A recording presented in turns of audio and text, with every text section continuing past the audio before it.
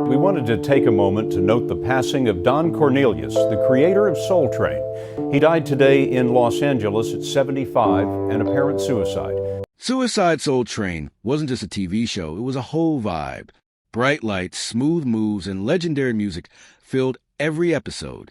It brought black culture, soul, and style into America's living rooms every weekend. But behind the smiles and dance lines, not everything was perfect. In fact, there was one moment so wild, so unexpected, that producers didn't want you to see it at all. This wasn't just a blooper. It shook the show to its core. Some say it even played a part in its downfall. So what really happened on that stage that day? Why was the show canceled? And why did it never air again? Join us as we dig into the infamous scene Soul Train tried to hide, the chaos it caused behind the scenes, and how it changed the future of the show forever. The beginning of a cultural movement. Soul Train wasn't just another TV show. It was something special, a true celebration of black music, style, and culture. It all started in Chicago back in the mid-1960s. A local TV station, WCIU, began airing dance shows like Kitty Go and Red Hot and Blues. These shows were a hit, especially the one with mostly African-American dancers. That's where the idea for Soul Train began to take shape. Arguing Soul Train was to American bandstand what champagne is to seltzer water. Don Cornelius, who worked at a Chicago radio station, was also hosting live music events at local high schools. He called these events the Soul Train. The crowd loved it, and so did Cornelius. He believed that black music and talent deserved a place on television, and soon that dream came true. With a small budget and black and white cameras, Soul Train premiered on WCIU on August 17, 1970. It was a live afternoon show. The first episode featured Jerry Butler, the highlights, and the emotions. Even though it was simple at first, it had heart, and that's what made it work. Cornelius hosted with energy, and a local dancer named Clinton Gent helped him out before moving behind the scenes. But Chicago was just the start. Something bigger was coming. But before we talk about that, let's take a closer look at the host who gave life to the show that changed everything. You see, Soul Train wasn't just a show. It was a weekly ritual. Every Saturday, families would sit in front of their TVs, waiting for that famous theme song to play. For many, the week didn't feel complete without it. The bright lights, the smooth dance moves, and the cool host made Soul Train a must-watch. It was more than just entertainment. It gave black music, black fashion, and black culture a national stage. People saw themselves on screen, not as background characters, but front and center. The show launched careers too.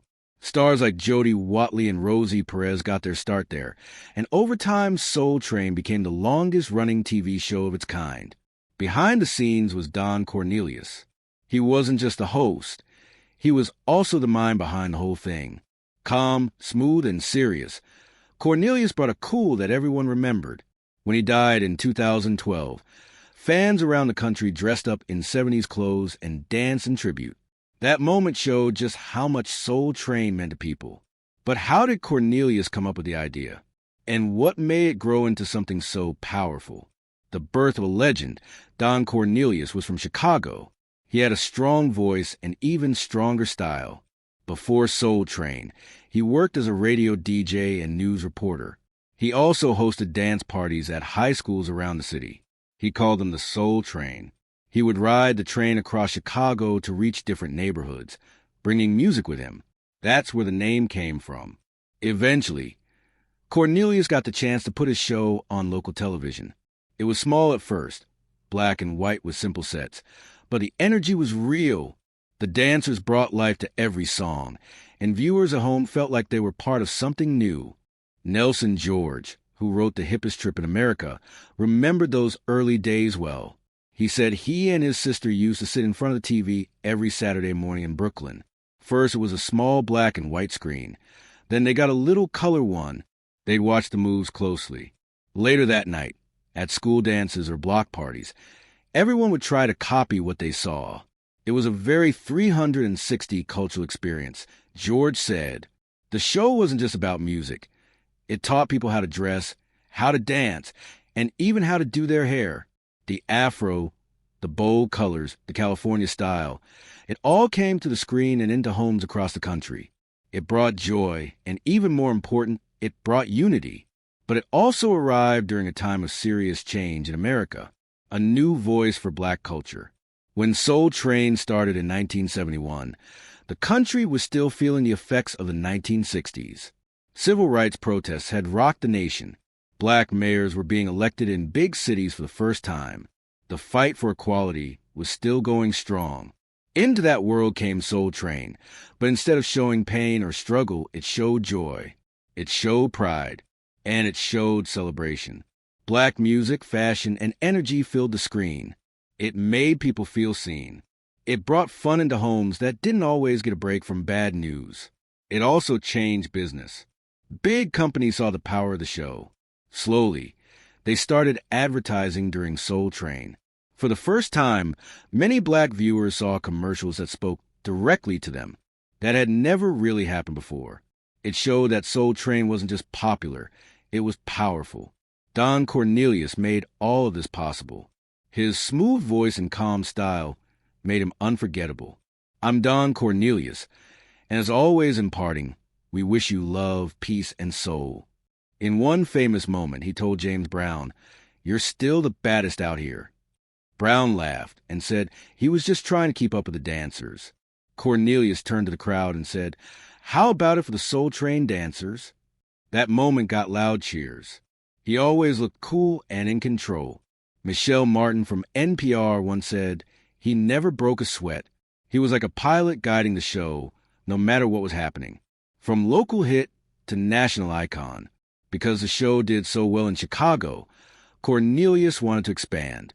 He got help from a hair care company called Johnson Products, which made Afro Sheen. They agreed to sponsor the show's move into syndication. That meant Soul Train could now be shown in cities outside of Chicago. But in the beginning, only 7 cities picked it up: Atlanta, Birmingham, Cleveland, Detroit, Houston, Los Angeles, and Philadelphia. Still, that was enough. Once people saw it, they couldn't get enough. By the end of the first season, all 25 target cities were airing the show. The magic had spread. Back then, there weren't many shows by black creators for a black audience. The only other one on national TV was Soul, a public television show. So Soul Train was a game changer. It gave a stage to R&B, soul, and later hip-hop artists. Everyone from the biggest stars to new talent wanted to perform on it. When the show went national, it also moved its home base to Los Angeles. Cornelius hosted both the Chicago and LA versions at first, but soon focused only on the national one. Clinton Gent stayed behind the host in Chicago for a while, and then the station just ran old episodes. Cornelius remained the face of Soul Train, and for good reason.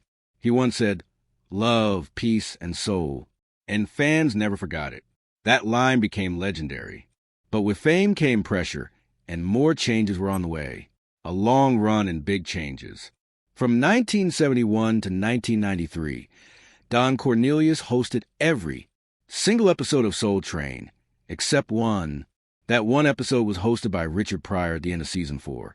But for the rest, Cornelius was always there, smooth, calm, and always in control. In the mid-1980s, the show made a big move. Tribune Entertainment took over the syndication deal. That meant they were now responsible for getting the show on air in more places. Cornelius stayed on as the host and creative leader, and the show kept growing. But after 22 seasons, in 1993, Cornelius stepped away from hosting. He still worked behind the scenes, but others took the spotlight for a while. Different celebrities hosted the show. Then in 1997, a new host arrived, comedian Mr. Clark. After him came Shamar Moore in 2000, and then Dorian Gregory in 2003. These changes gave the show a fresh feel, but some fans miss Cornelius. He had a way of connecting with the audience that was hard to replace. Still, the show kept going, always bringing music and dance into people's homes. Speaking of which, Don Cornelius wasn't just a host. He was the brain behind Soul Train. Don Cornelius had a vision. He had a deep voice, a smooth style, and a sharp business mind.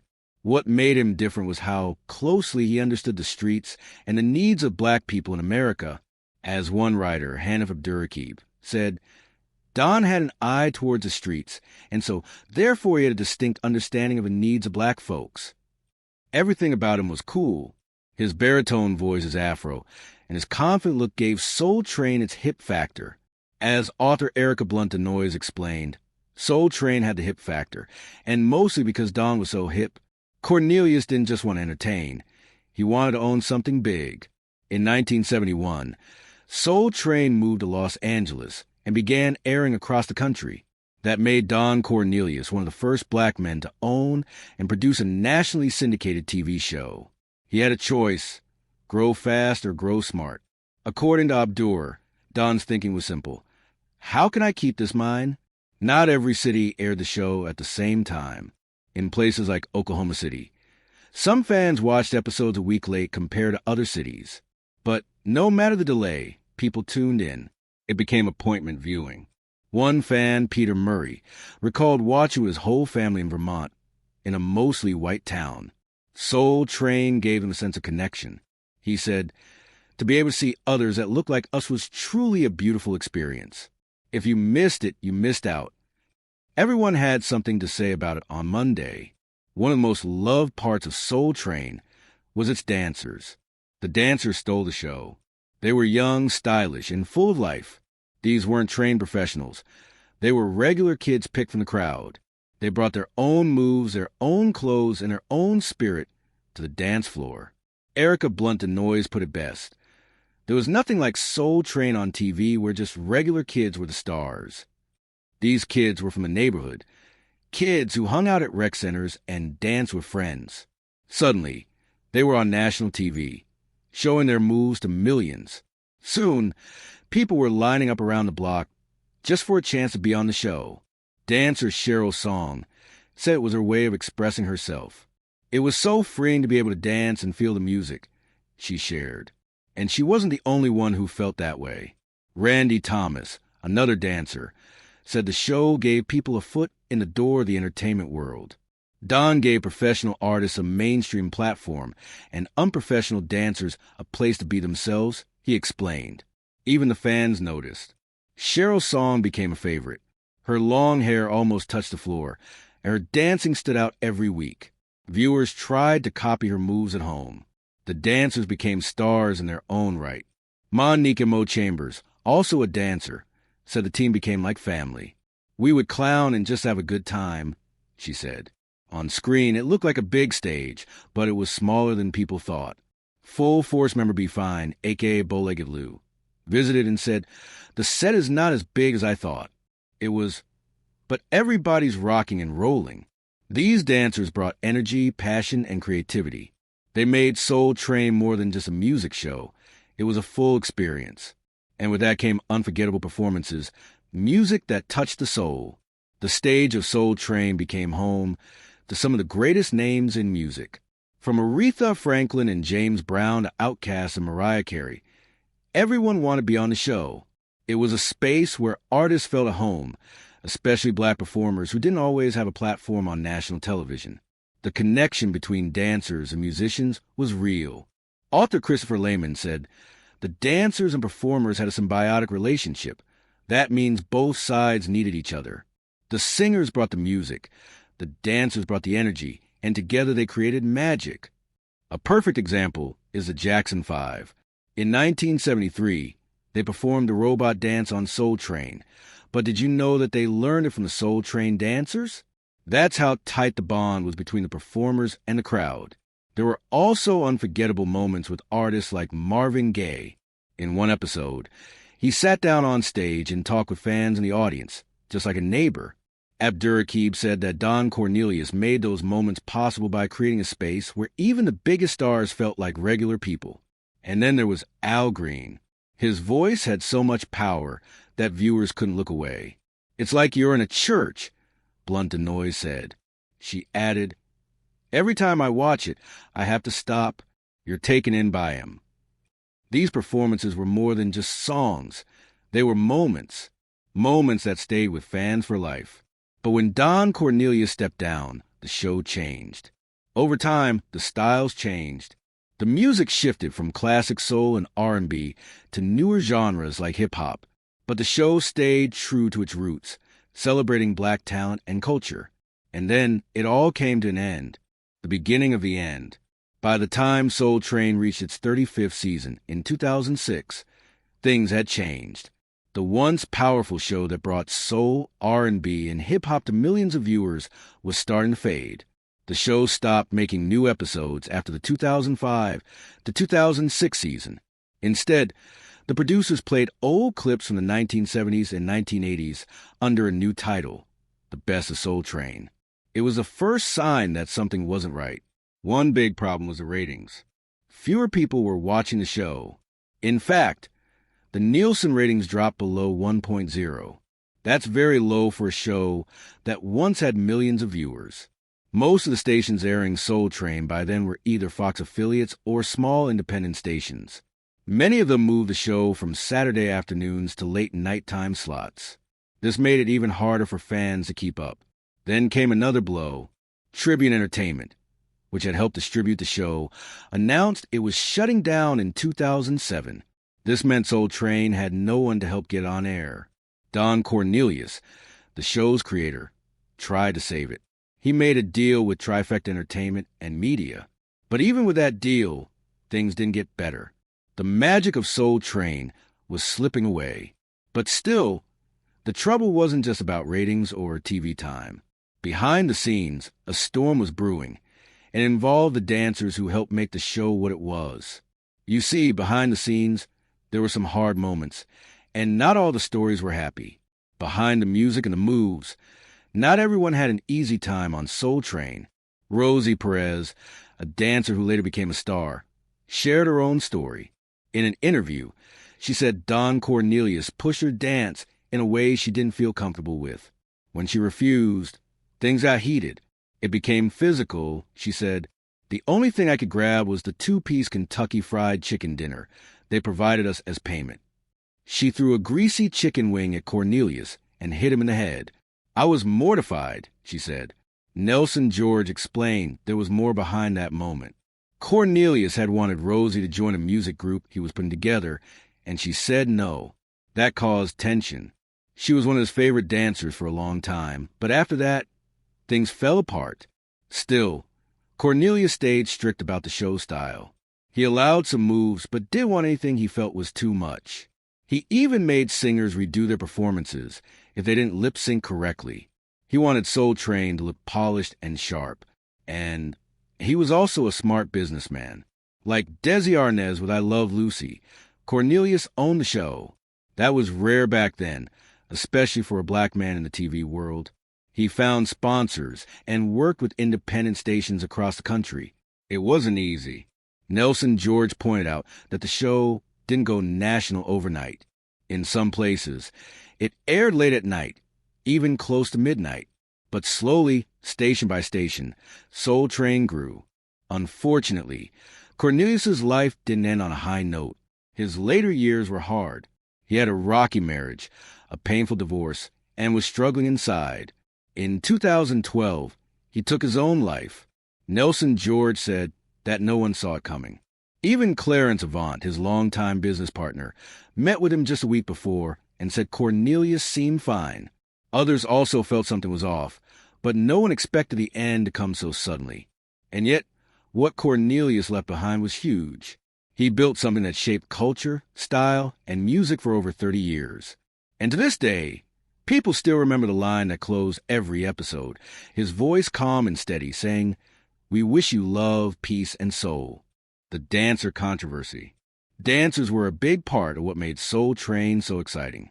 Their moves, energy, and style were unforgettable. But years later, some of them spoke up, and what they said shocked many fans. According to a Broadway-bound musical called Hippest Trip, the Soul Train musical, dancers were not treated fairly. Some said they weren't paid at all. Instead, they were given exposure, and in some cases, a meal from Kentucky Fried Chicken. That was it. One dancer said the show's name was forged off the sweat off our backs. Others who created popular dance styles like the Harlem Shake said they also got nothing in return. But it wasn't just about money. Dancers were often put in competition with each other just to get more time on camera. Some were pushed to fight for the best spots near the stage or on the risers. The pressure was real. Even worse, there were reports that Don Cornelius, while married, had inappropriate relationships with some of the dancers. The Los Angeles Times reported these stories, adding more heat to the controversy. It was clear, behind the lights and music, the show had serious problems. The public image of Soul Train was clean and stylish, but inside, some felt used and ignored. This tension played a big part in the show's slow fall. And soon, another kind of trouble showed up. This time it had to do with the show's videos and who was allowed to share them. Fights over rights and a changing audience. When Don Cornelius still owned Soul Train, he was very strict about how the show's clips were shared. He didn't like fans uploading videos to sites like YouTube. He also didn't want anyone selling old episodes on VHS or DVD without his permission. Copyright laws were used to take many of those videos down. That meant younger fans who were used to watching everything online couldn't easily find Soul Train content. At the same time, Cornelius was dealing with something else, a shift in the music. In the early years, the show focused on soul and R&B. But by the 1980s and 1990s, hip-hop was taking over. Cornelius admitted that he didn't understand the genre.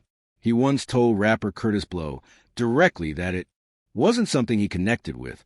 Later he said that groups like Public Enemy actually frightened him. Even though he still invited rap artists on the show, it was clear he wasn't a fan. According to dancer and choreographer Rosie Perez, Cornelius didn't like the East Coast dance styles either. She said he didn't approve of moves that were too suggestive. He only added more hip-hop because it was popular, but that choice upset older viewers who had supported the show from the beginning. It was a tough balance, and in the end, Cornelius fell out of place. In the early 1990s, he finally stepped down as host. Don Cornelius steps away. In 1993, after more than 20 years, Don Cornelius stopped hosting Soul Train. He stayed on as executive producer, but things were different. Hip-hop had become the main sound in black music, and Cornelius wasn't a big fan of the genre. Abdurraqib explained that once Don left, the show struggled to find a new identity.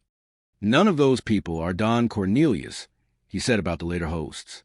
Names like Mistro Clark and Shamar Moore came and went, but no one stayed long enough to make the show feel the same. Without Cornelius, it lost its heart.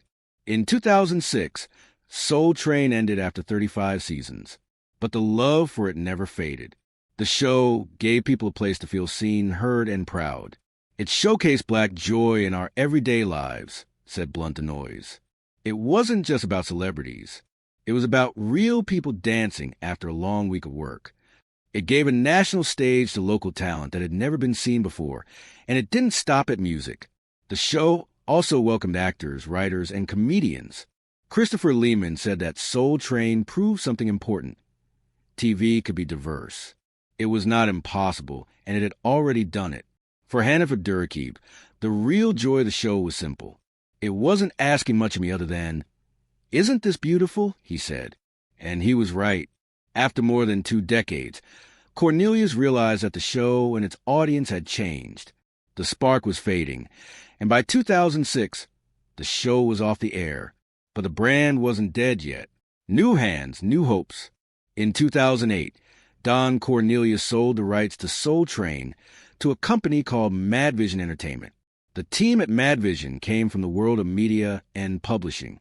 They didn't share the details of the deal, but it was clear they had new ideas. One of the first things they did was open up the Soul Train archives.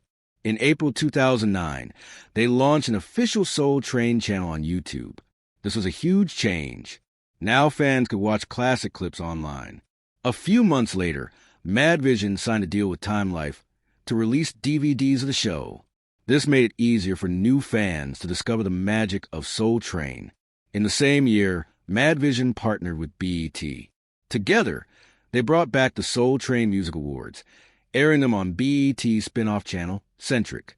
They also began showing old episodes on Centric and Bounce TV. Then came another big shift. In 2011, Madvision sold Soul Train to a group led by basketball star Magic Johnson. and the firm Intermedia Partners. This group had big dreams. They talked about making a movie based on the show, creating a live stage version, and even launching Cruise. As part of the deal, Magic Johnson's channel Aspire TV also began airing reruns. Soul Train was finding new life in new places. Cornelius stayed involved in some ways. He appeared in documentaries and special events celebrating the show. But sadly, in 2012, Don Cornelius died by suicide. His death shocked many people. He had created something powerful, something that touched millions. But his final years were full of struggles. Even so, the show he started lived on. In 2013, BET launched the Soul Train Cruise, and in 2016, all the rights to Soul Train, the episodes, the award show, and the cruise, were taken over by Paramount Global. Many people called Soul Train the Black American Bandstand. While Cornelius once saw Bandstand as a model, he grew tired of the comparison. He wanted Soul Train to stand on its own, and it did. In 1973, Dick Clark tried to create a copycat show called Soul Unlimited. Cornelius, with help from Jesse Jackson, accused Clark of trying to kill the only black-owned show on TV. The backlash worked, and ABC canceled Soul Unlimited after just a few episodes. Cornelius's vision had survived that battle, but in the end, it was time, controversy, and change that brought the original Soul Train to a stop. Even after the show ended, the Soul Train brand lived on. As of 2016, BET Networks, part Paramount Global, owns the rights to the show and its brand. That includes the Soul Train Cruises and the annual Soul Train Music Awards. The spirit of the show still continues, even if the weekly episodes are long gone. Do you think a show like Soul Train could ever happen again today? Why or why not? Share your thoughts in the comments below. And don't forget to hit like, subscribe, and stay tuned for more incredible stories from Hollywood's fascinating history.